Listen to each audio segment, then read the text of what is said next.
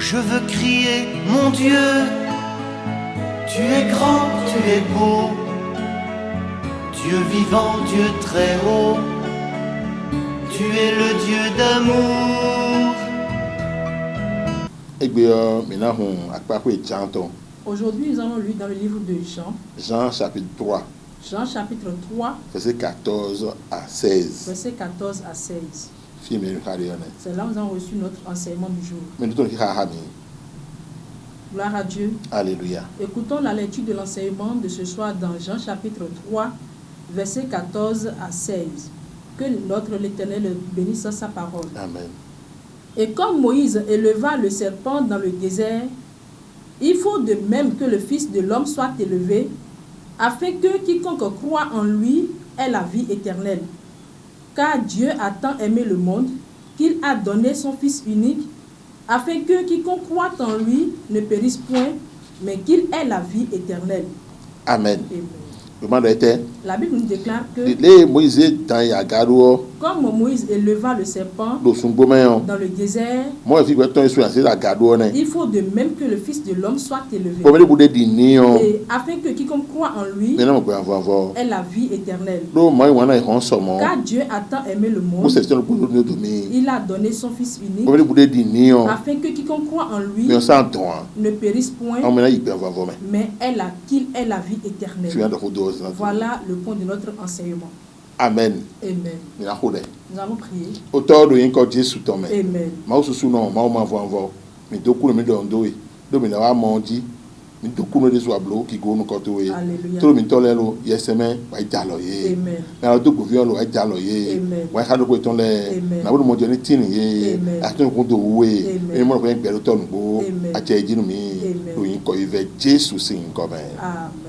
Amen. Je salue tous nos auditeurs au nom de Jésus-Christ. Que Dieu reste avec vous. Et je vous exhorte de prendre ce petit temps pour nous prêter l'écoute, pour mieux comprendre Dieu. La Bible nous dit que comme Moïse éleva le serpent, c'est comme ça que le Fils de l'homme sera élevé. Mais c'est qui le Fils de l'homme? C'est Jésus. C'est Jésus. Il sera élevé. Et après son élévation, et quiconque croit en son nom, il sera sauvé. Cette personne sera sauvée. Il nous parle de quelque chose. Au temps de Moïse, quelque chose s'est passé. Ils ont murmuré contre Moïse. Ils ont murmuré contre Dieu. Et Dieu s'est énervé contre eux. Il les a envoyés les serpents. Les serpents commencent par les mordre. Le serpent les mord. Et quand quelqu'un est mordu par le serpent, il meurt par le serpent. Et quelque chose s'est passé. C'est quoi cette chose? Ils ont plaidé devant Moïse. Nous avons péché contre toi. Nous avons péché contre Dieu. C'est pourquoi pardonne-nous. Et plaide devant ton Dieu pour qu'il amène tous ces serpents-là. Et en vérité, Moïse est allé vers Dieu. Dieu lui a dit, non, je ne vais pas ramasser ces serpents-là. Les serpents vont rester au milieu de vous. Les serpents vont rester là. Mais voici ce qui va se passer. Moïse, et tu vas faire un serpent de rein et tu vas élever ça. Et si le serpent quelqu'un n'a qu'à regarder ce serpent derrière là, il sera sauvé. Il ne va plus mourir. C'est ça que Jésus nous reprend ici. Il dit lui-même que c'est comme ça qu'il sera élevé. Et quiconque va le regarder et croit en son nom, il sera sauvé. Il n'ira plus dans la perdition, mais il aura la vie éternelle. Hier, ils étaient mordus par le serpent et ils sont morts.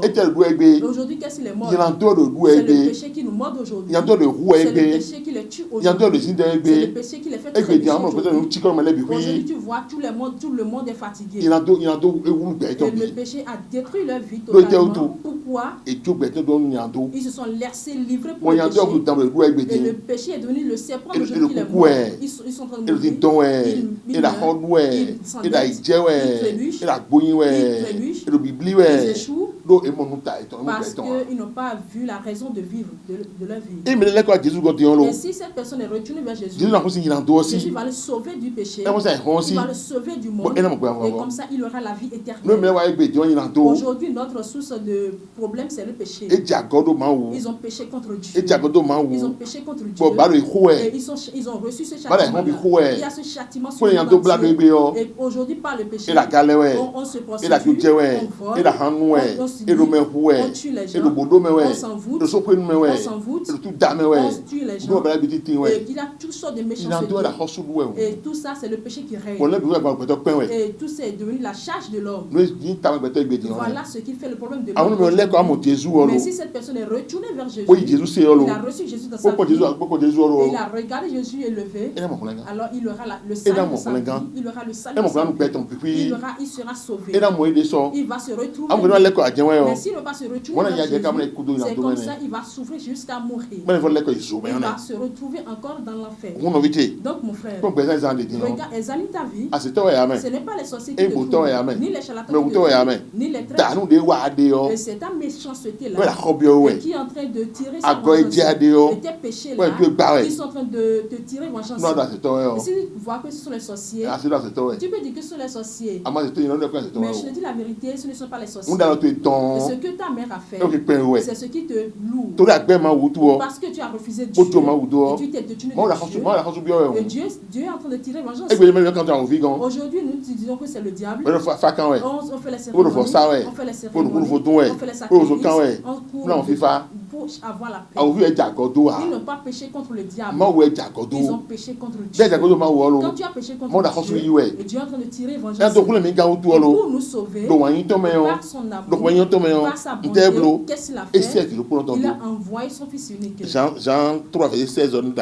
Nous sommes au niveau de Jean 3, verset 16. Qu'est-ce qu'il a fait? Il a envoyé son fils unique parce qu'il nous a tant aimés. Il ne veut pas que nous ayons dans la perdition. Il ne veut pas que nous nous retrouvons dans l'enfer, mais que nous soyons sauvés. Il a envoyé son fils unique. Et nous croyons en ce fils-là. Si nous croyons en son nom, nos péchés nous seront pardonnés. Ils seront purifiés. Et son sang va nous purifier. Nous serons enfants de Dieu. Il va nous restaurer. Il va nous recevoir. Il va nous protéger. Il va cheminer avec nous. Il va reprendre sa mission. Mais quand nous ne retournons pas vers Jésus, nous sommes en train de faire les sacrifices, faire les cérémonies, faire tout. Mais ça, la solution ne vient pas de là-bas. Mon frère, ce que tu as comme problème, et tu as perdu d'argent, tu as perdu d'argent, et tu fais d'accident, l'enfant souffre, la sorcière-là, la sorcière-là, non, ça va agir.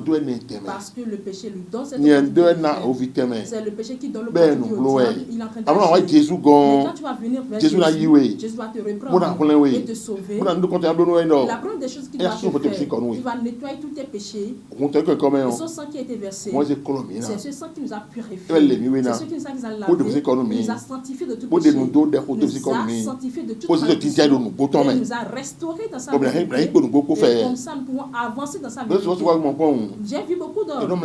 Ils se couchent bien, mais ils ne dorment pas. Ils mangent bien, mais ils ne se rassasient pas. Pourquoi? Ils sont rassasiés de problèmes. Ils sont étouffés de problèmes. Et ils sont là en train de brader. Il n'a pas de sommeil. Pourquoi? C'est le péché qui est en train de tirer vengeance. C'est le péché qui est en train de tirer vengeance. Et quand ils n'ont pas trouvé la solution de leur péché, ils n'auront jamais la paix dans leur vie. Ils n'auront jamais la paix. Va regarder son salaire. Il gagne de gros salaires, mais il n'a pas la paix. Il ne dort pas. Il a de l'insomnie. C'est le péché qui est en train de tirer vengeance. Et c'est un seul chemin qu'on doit suivre. Jésus a dit, je suis le chemin, je suis la vérité, je suis la vie. Et si pour que la personne ait la vie, il doit venir à moi. Et pour que la personne retrouve le chemin de la vie, il doit revenir à moi. C'est lui que Jésus a envoyé. Il a œuvré pour nous. Mais aujourd'hui, les hommes ont laissé la vérité. Ils ont donné dos à la vérité. Et comme ça, ils sont en train de se souffrir. C'est pourquoi ils n'ont pas la paix dans eux. Regardons notre pays entier. Mais non, ce n'est pas quelqu'un qui nous pardonne. C'est le châtiment du péché qui est sur ce monde, parce qu'ils ont retiré Dieu de leur plan. Ils ont retiré Dieu de leur plan. Et le diable a pris place. Ils ont donné le grand siège au diable. Et maintenant, il est en train de faire souffrir les gens. L'homme voit qu'il est en train de... Mais devant Dieu, il est en train de pécher. Il est devant Dieu, et ce péché va demander et il tire vengeance. Mais regardons comment les gens meurent aujourd'hui. Va regarder comment les gens souffrent aujourd'hui. Va regarder ce qui se passe dans nos prisons. C'est vraiment écœurant.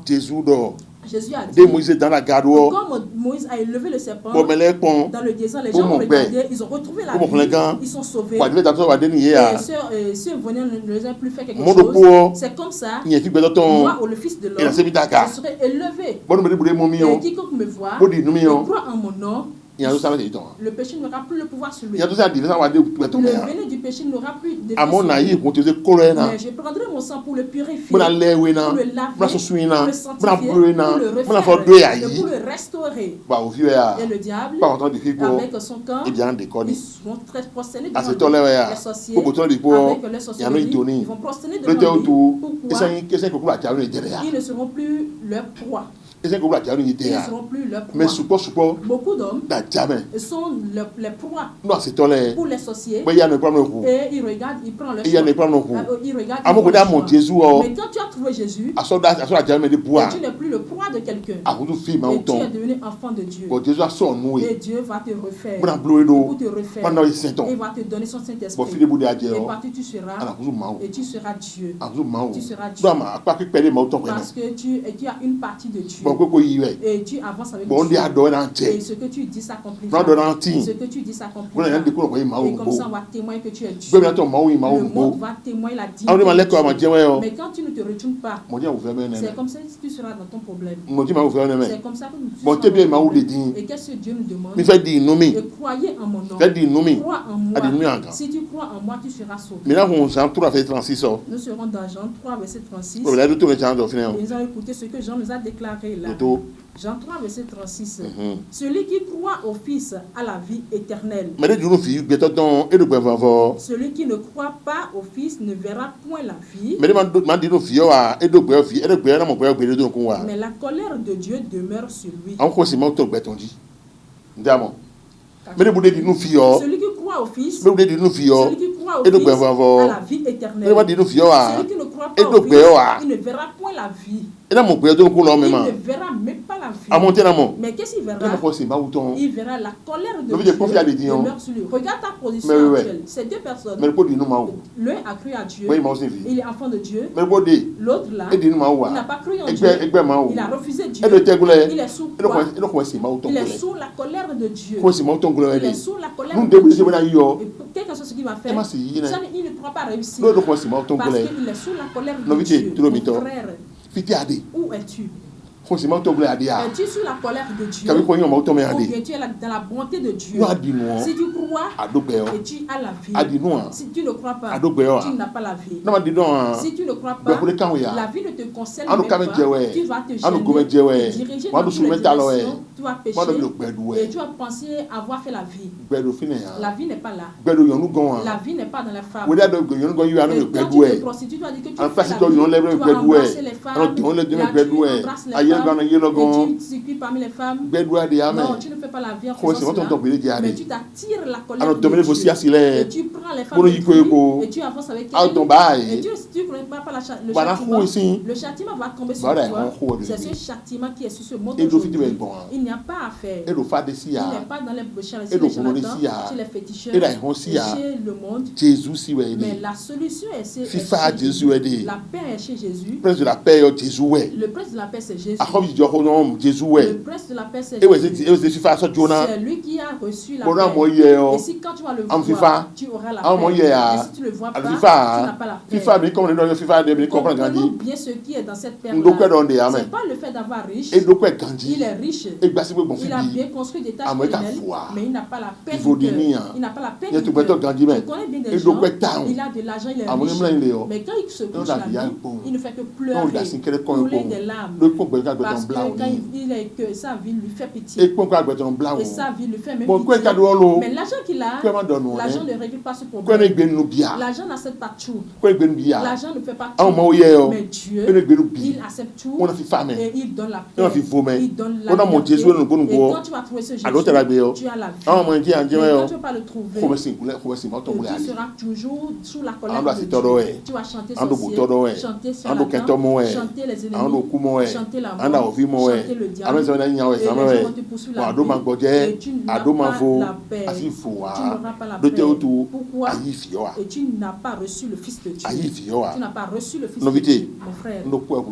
Il te manque une seule chose. C'est Jésus qui te manque. Jésus-Christ te manque. Ce n'est pas un sorcier. Ce n'est pas un féticheur. Ce n'est pas un féticheur. Tu as besoin de Jésus. Quand Jésus va entrer dans ta vie, il va remplir, inonder ta vie. Il va inonder ta vie. Il va te conduire.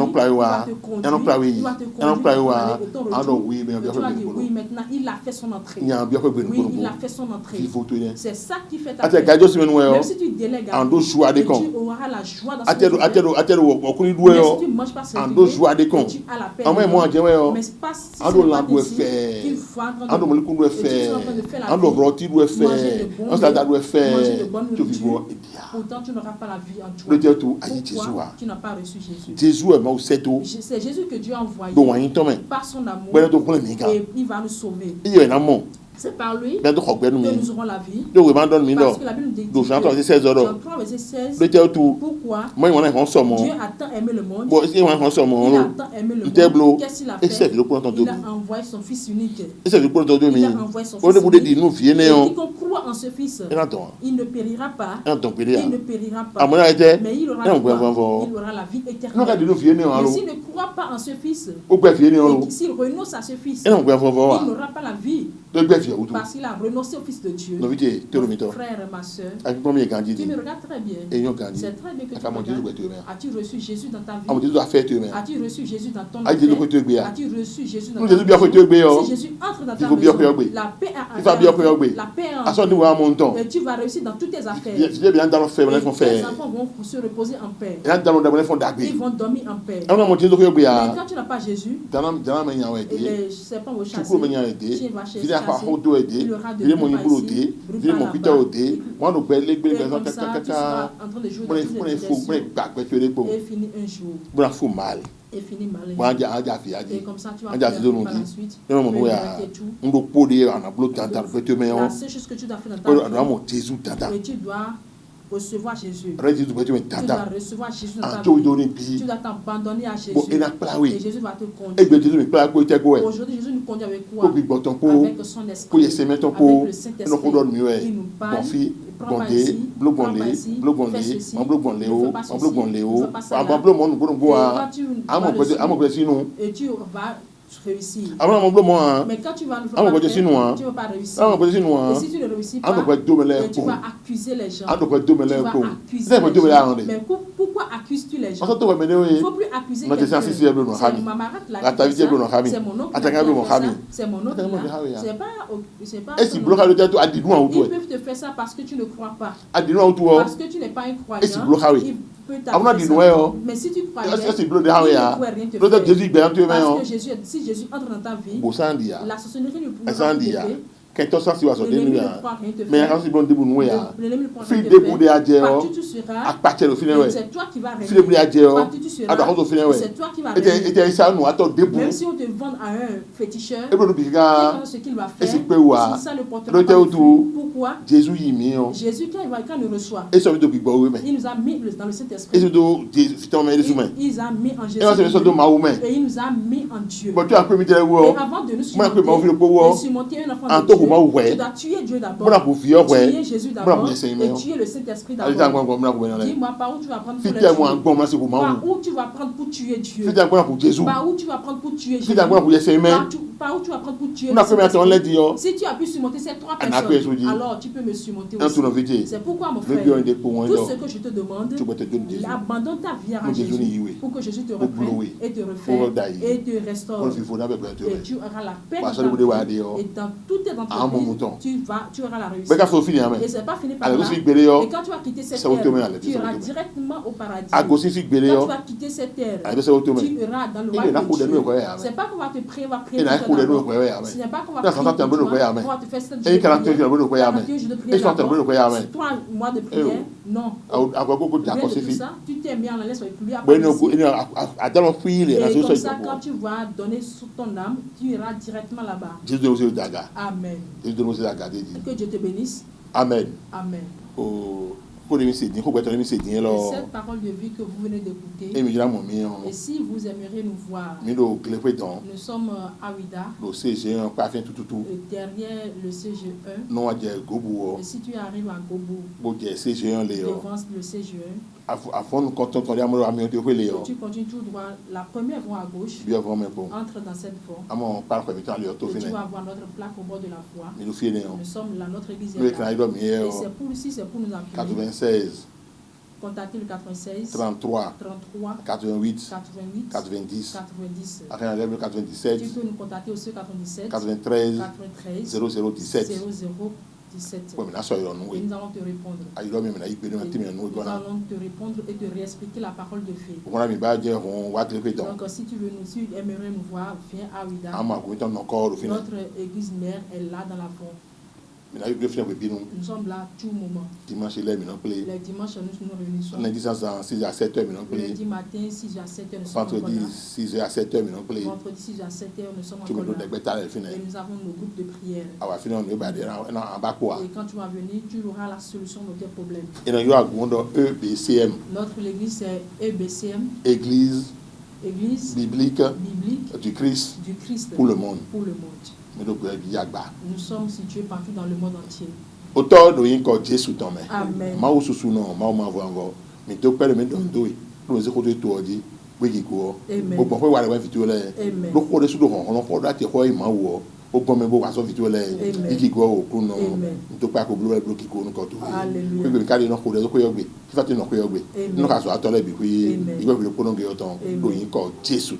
Amen. Amen. Je veux crier, mon Dieu, tu es grand, tu es beau, Dieu vivant, Dieu très haut, tu es le Dieu d'amour.